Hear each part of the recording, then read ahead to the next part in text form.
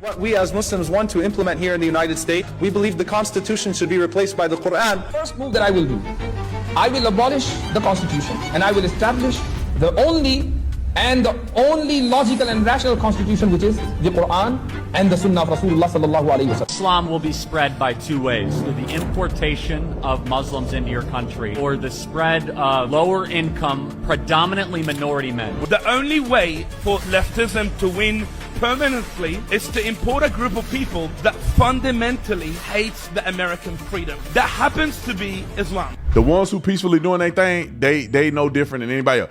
But the ones who say Western civilization is bad, they want Sharia law to overthrow the Constitution of the United States of America. They think that every nation should be an Islamic nation. These people are a direct threat to the United States of America. This video is brought to you by TatumStore.com, TatumStore.com, so make sure you check out our store. Put capital with an A-L, capital 20 to get 20% off. Get you one of these shirts today. Support what we're doing at the Capitol building. When I say support, meaning wear your support. And so you can show these leftists that it is appropriate and it's reasonable for us to protect the Capitol and make it safe again. So get you one of these shirts today, 20% off. And also we have a whole bunch of other bundles that we're doing. So go on and visit TatumStore.com. So let's talk about Islam real quick. This is where I want you to evaluate the people that you love and follow. You may not agree with everything that you listen to from everybody you like. But when you hear a person talking about Israel and they don't mention Islam, that person should not be taken seriously whatsoever on the topic. If you hear a person lamenting over and over about how bad Israel is and how bad they are to Christians or whatever they say, and they don't have the same fervor, zeal, compassion, enthusiasm for how Muslims are treating Christians historically and even to present day, don't listen to nothing that they say. These people are just anti-Jewish. They don't care about Christian conditions. They don't care about the biggest threat to America. They don't care about the biggest threat to the Middle East. They don't care about the biggest threat to Christianity. They don't care about none of that. They only care about hating Jews. So with that being said, let's talk about Islam. You know, I'm going to make this analogy. You don't have to accept it. Just because every Ku Klux Klan member didn't kill people don't mean that the Klan wasn't bad. Some people may have been a member, but they weren't the member that were hanging people and doing stuff like that. And I think the same thing about Islam. Just because there's a lot of peaceful Muslims, who I would argue that I have not met a non-peaceful Muslim. I'd probably be dead if I did, I guess. But I never met a non-peaceful Muslim. But that does not mean that Islam is not a problem. And I want people to understand that. You can call yourself a Muslim, but not practice the extreme, violent portions of Islam. I would bring on a person who is Islamic and bring on somebody who is different and have a discussion about it. Because I know there's people that are Muslims that are looking at me like, Brandon, I used to love you. Now you're saying this. Bro, like, I just think actions speak louder than words, bro. If you want to compare Judaism, Jewish, Islam, you want to compare the two, bro, where are Christians less safe at? Islamic nations. Where are Christians most persecuted at? Islamic nations. Where will you get beheaded at and stoned to death right now as we speak if you somehow think you're going to proselytize? Islamic nations. Not Jewish nations, which is only one. I think there should be more Jewish nations, you ask me. Maybe we'll be more safe in the Middle East.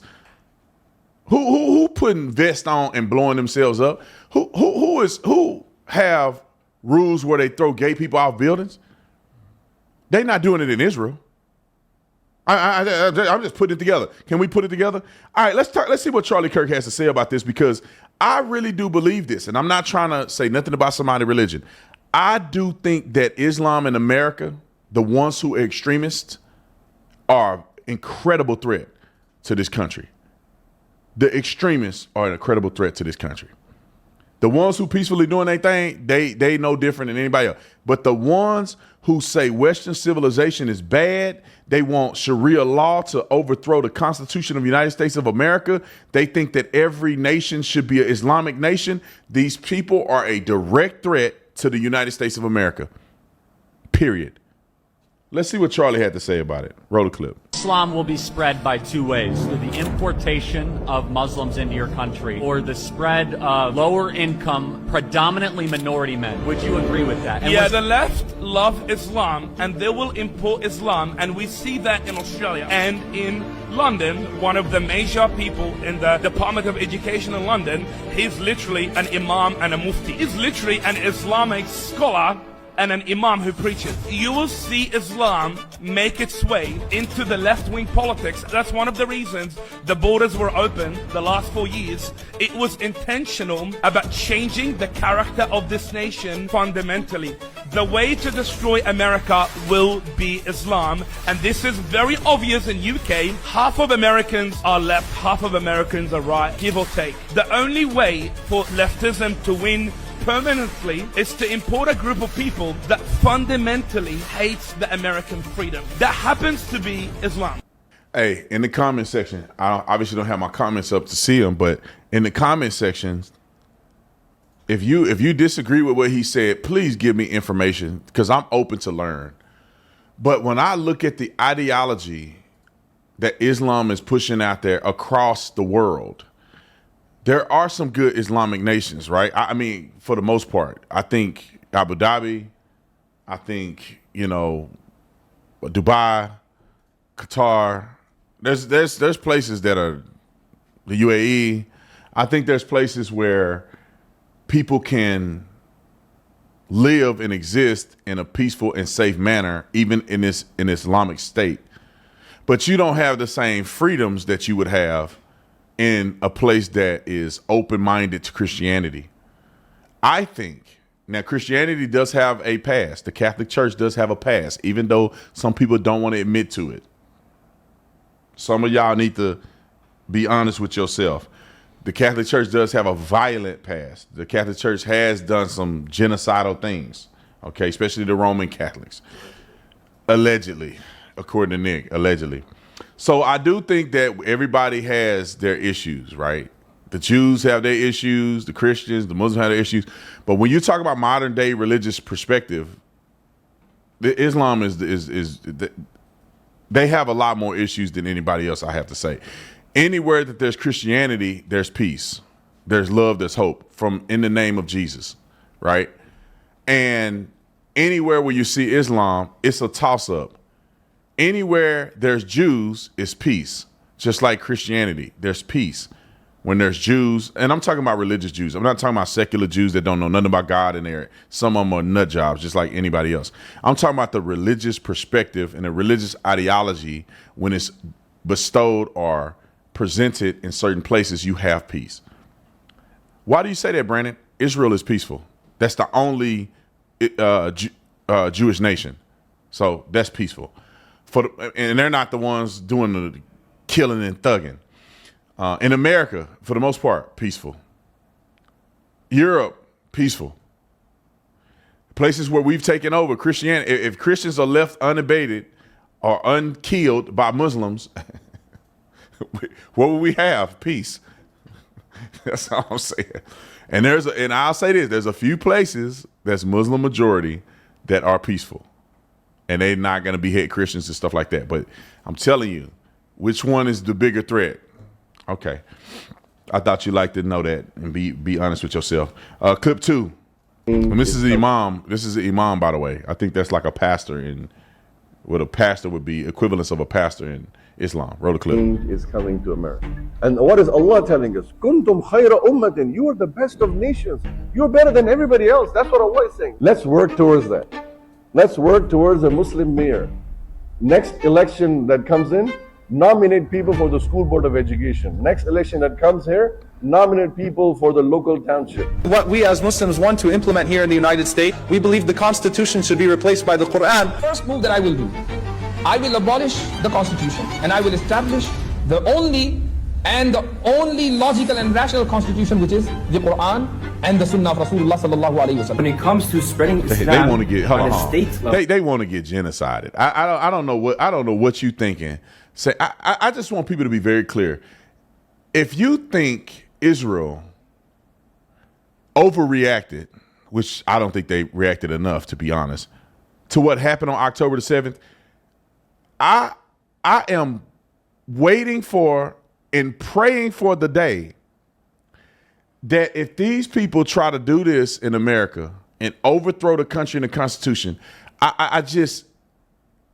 you're going to think that Jesus came back. There should be so much violent resistance. You guys want to get wiped off the face of the earth saying that you think you're going to overthrow the Constitution of the United States of America to replace it with the religious document. Not over my dead body.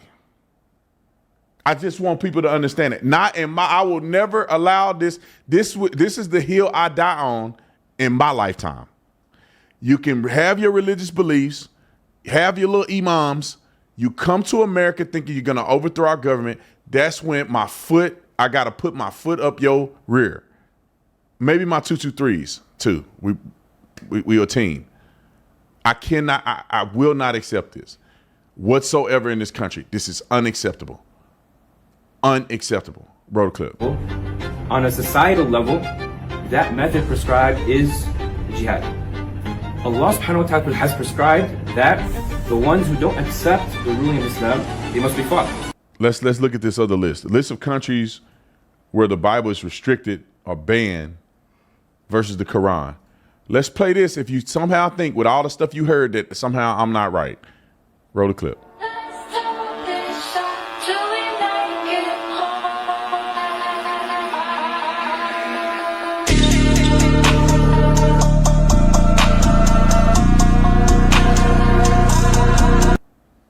Oh, did y'all catch that? Go back. This country where the Bible is restricted or banned versus places that the Quran is banned. Play it for the people in the back smoking crack. Roll it. Pause it. If I do the math, what's the math, Nick? Is that 22 places, 22 different countries where it's either restriction or banned? Look at the name of those countries. Look at the name of the countries where there's restrictions. Would Brunei be one? My geography is crazy. Qatar, Yemen, Pakistan, Egypt, Syria, Iraq, Sudan. Banned. Somalia, Libya, Saudi Arabia, Afghanistan, Iran, Turkmenistan. That sounds like somewhere in the Middle East. Now, how many places ban the Quran?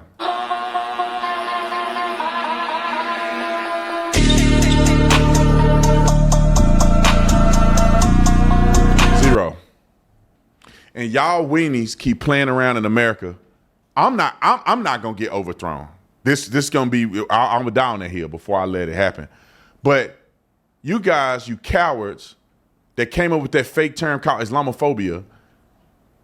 You cowards are going to end up getting your whole country taken over. And I really do believe people need to wake up. This is a problem. Stop lying and acting like it ain't a problem. It's a problem. Now, if you want to say I'm a peaceful Muslim, then you're a peaceful Muslim. I accept that. There are a lot of peaceful Muslims. I think majority of Muslims are peaceful. But the small percentage are extremely violent. Let me say this too, before we go to the weekend. And I'm going to read some of these super chats. Somebody go, you don't know the full story of what Netanyahu did on October the 7th. You don't know either. It's a skepticism. You have a hypothesis. You don't know what Netanyahu did. If you know, then show me evidence where Netanyahu knew something. If you want to say, I believe he knew something about October the 7th, then it's fair game. If you want to say, I believe it's possible. I don't think it happened, but I think it's possible. It's not. Let me say this. If I was Netanyahu and I had a terrorist group brewing in Gaza that's like a threat to my people every day we wake up, it's a threat. We don't know if they're going to shoot rockets or blow up themselves. It's a threat. It's a pain in my And they keep doing plots to do terrorist attacks on us every day for 20 years, just every day. And I finally caught him in one. And I'm not saying it's right that he did this, but I could see him doing this. Some people could do this and say, let him come on over here for the last time. And we're going to turn it into a parking lot, because we can't turn it into the parking lot on speculation, because the world don't believe me.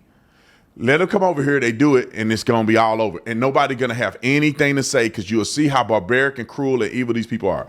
I hope that he didn't do that. But if somebody had proof that he did it, that's not that shocking to me. It's wrong, but it's not that shocking to me. America do stuff like this all the time. Weapons of mass destruction. We over in somebody else's country cutting up. Ain't never was no weapons of mass destruction. So I could see countries doing that. And if they did it, it's wrong. But I would be shocked.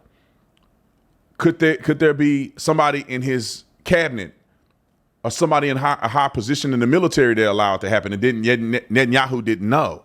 That could be a possibility as well. Is it likely? I don't know. I don't think so, but it could be. Only way I would say that it's unlikely is if America wouldn't do it. America is the most crooked country. We have we do the most crooked stuff out of anybody in the world. But hey, complain if you want to, you ain't gonna do nothing about it. That's like that's like if your brother cutting up, but it's my brother. But if it's you versus me and my brother, then I'm picking my brother's side. America corrupt as a mother. But if it's us or y'all, we just corrupting together. Because I'll never not be behind my country, ever. They wrong as two left shoes in Afghanistan. So wrong, for the most part. They in all kind of stuff. CIA doing stuff, they ain't wrong. I can criticize them because this is my country. You better not say nothing about America. Shut your mouth. America's perfect to you. And if you don't like us, then leave. Corrupt it all. We don't like half of these politicians. I think half of our politicians, Democrats, are evil. They worship the devil. And some of them don't know they worship the devil, but they worship the devil. The devil is their God. Even the ones that lie and say they're Christians, their father is Satan. Just like Jesus said to the Pharisees. But hey, if it's us or you, I'm picking my country. Period. And I love Israel. If it's ever Israel versus America, I'm picking America. I don't even think I'll blink on that. I don't even think it'll be a half a second. No, it's America. It's America to the day that I die. God put me here. I was born here. My family members died here. They helped build this country. My ancestors fought in wars. This is my country. This is our land. And anybody that bless America will be blessed. Anybody that curse America will be cursed. Put that in your book. That's what the good books say. Because although God made that promise to Israel, we are now grafted into the promise. We are now partakers in salvation. We are now a part of the line of Abraham spiritually. So those that bless Israel and America will be blessed. Those that hate and do disservice to America and Israel will not be loved or not be supported. Too bad. I didn't make the rules. I'm not God. I'm not Yahweh. I just read the book.